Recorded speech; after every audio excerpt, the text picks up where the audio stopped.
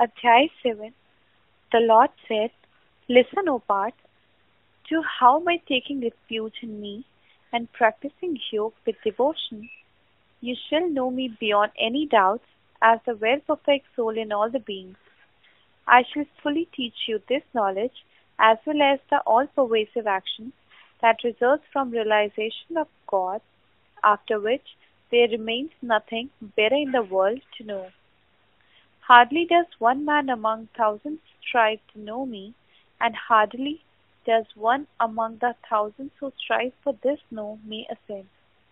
I am the creator of all the nature with its eight divisions: earth, water, fire, wind, earth, mind, intellect, and ego.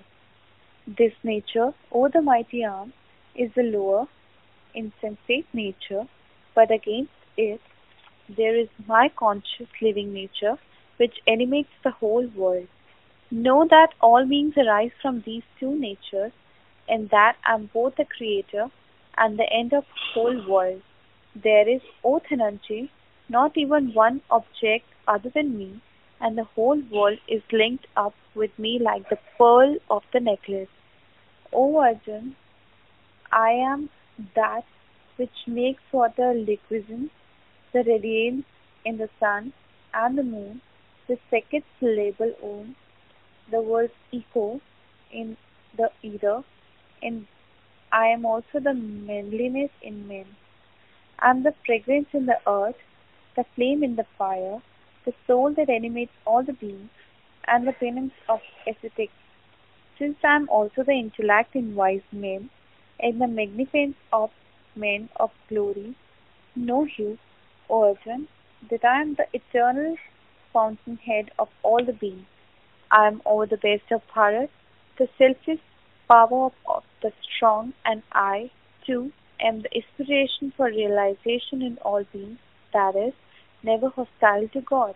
And know that although all the properties of nature, tamas, rajas, and sattva, have arisen from me, they neither dwell in me, nor do I dwell in them. The Lord said, Since the whole world is deluded by feelings resulting from the operation of the three properties, it is unaware of my imperishable essence that is beyond them. This divine three properties, Yog Maya of mind, is most difficult to overcome, but they who seek refuge in me get over the illusion and achieve salvation.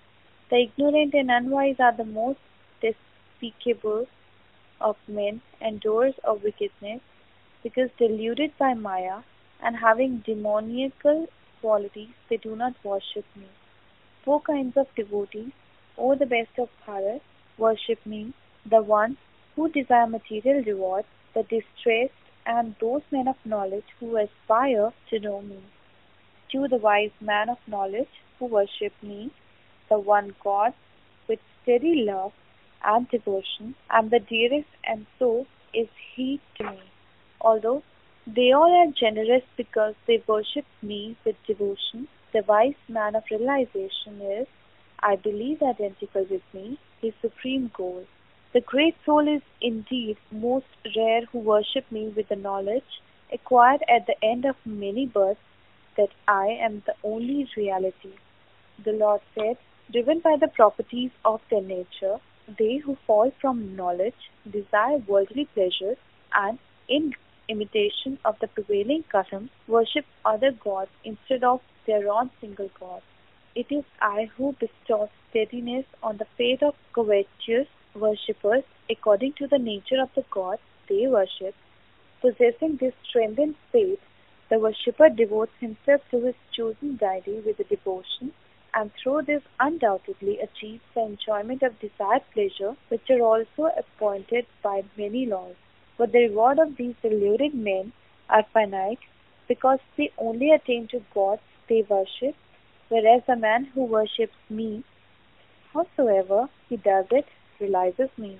The Lord said, wanting in wisdom and oblivious of the reality that I am immaculate and the beyond the brains and senses, men regard manifestation as a physical incarnation.